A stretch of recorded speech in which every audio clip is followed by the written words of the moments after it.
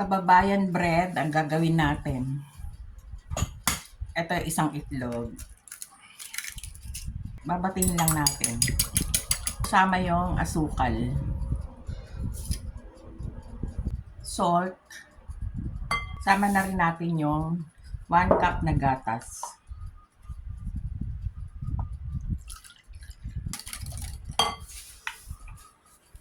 Mantika.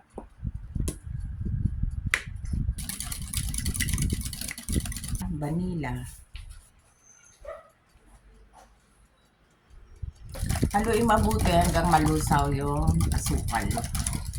Saka lagay natin yung harina. Andito na rin yung baking powder.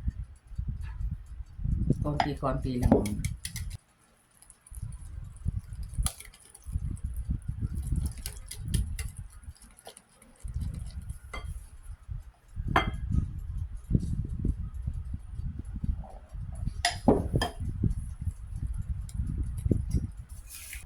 Lagay na natin lahat.